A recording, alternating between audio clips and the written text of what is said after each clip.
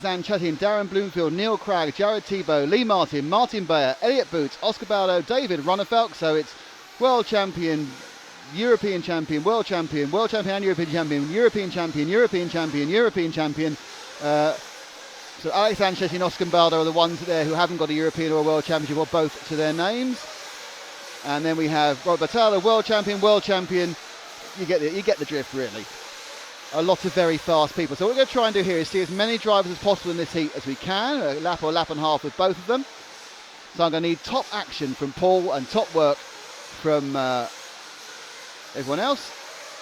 So let's see if we can pick up, to start with, car number 1 of Ryan Cavalieri. He is our defending champion. He is our number 1 seed, and he's underneath us now, and he's going in a little dance with some other cars, and he is the yellow into purple car, Paul, going down, start, finish now. No, not now, sorry. Going down, start, finish now. Or actually the pits now.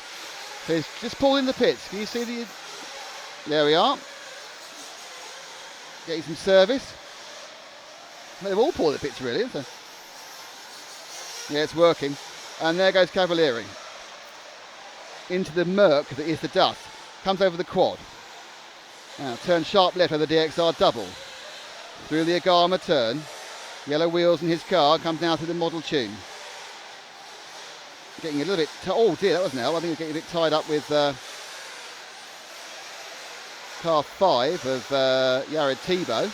So he's just right behind Tebo. There he is. He comes round the bottom corner. And now they're starting the clock. This is his first time lap. And the DXR. Quad with no name. Now it's great. He's got Tebo in front of him who can actually kind of time himself against. He's gaining on Tebo quite noticeably here. Here comes the model. Tebo makes a mistake and now he's almost blocking. So Cavalieri just behind Tebo in the Kyosho. Now he wants to get past, and I think at some point it let through. They go around. Okay, can we make the focus of the cameras now? Tebo, just move half a car ahead for Jared Tebo. 5-time winner of this event. Oh dear, oh Lord, that didn't work well.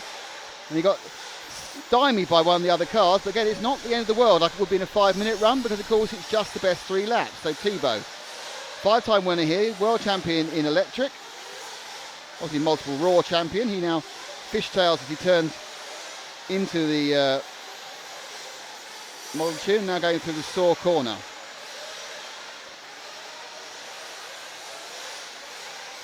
Carries down the straight.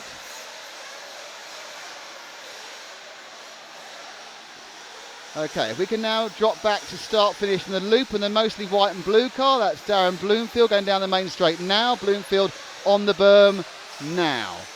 So Bloomfield currently running second, Cavalieri currently running first in this one. We're with Bloomfield, go to the double.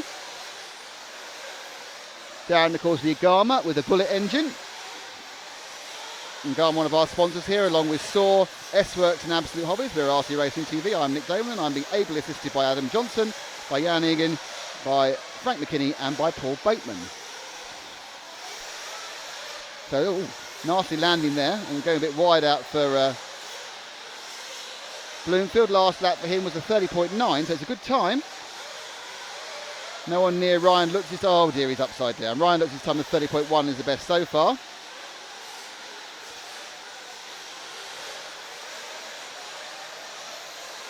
So as Bloomfield now comes through the model tune.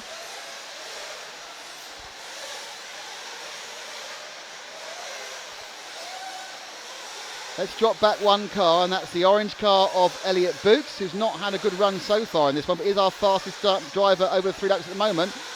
Just goes past Bloomfield, her bad start. Very brave Marshall walking down the outside of the straights there. Blimey.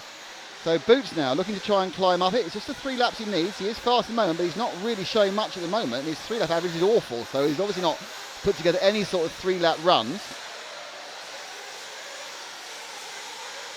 Comes up to the absolute heavy step up, and now it's down the S-Works steps.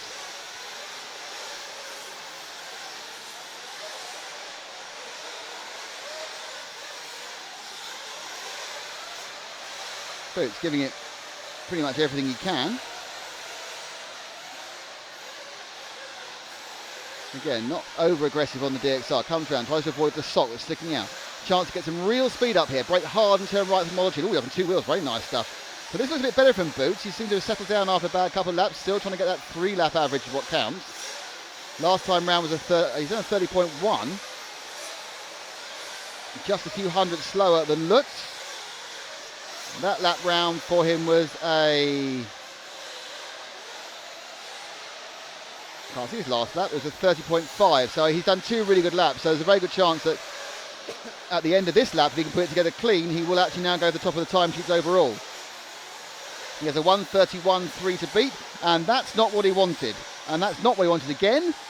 And this is the problem, putting out 3 perfect laps is a really difficult thing to do, but I think he's had 2 good runs, and it's, oh dear, this lap's a bit of a nightmare. I don't know if he's going to race at all. That last lap was a 31.6 and he's still in 3rd place. So it's Tebo from Cavalieri from Boots. That's Ronnefalk in car 10, who's next. Let's see if we can find Ronnefalk, the Swedish double European champion. Not Jimmy, no, that was Boots we just saw a second ago. So Ronnefalk, hopefully, here he comes towards us now.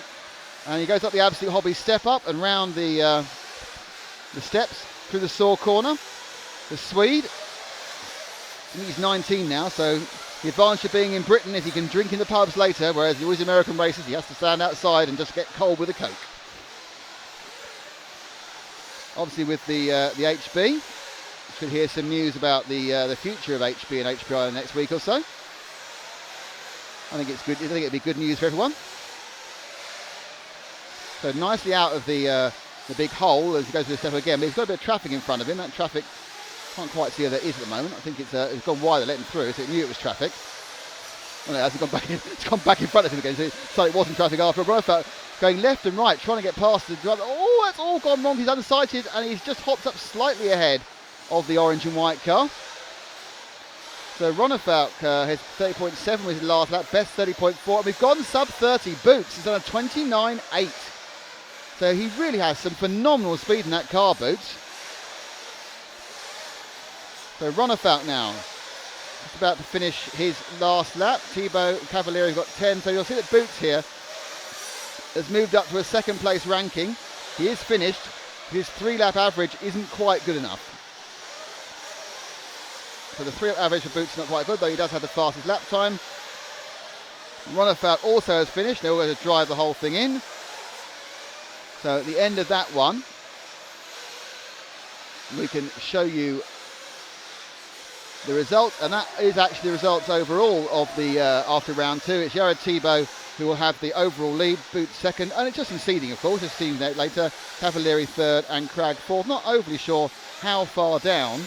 They will still be faster than, I think it's Ryan Lutz who was the quickest beforehand.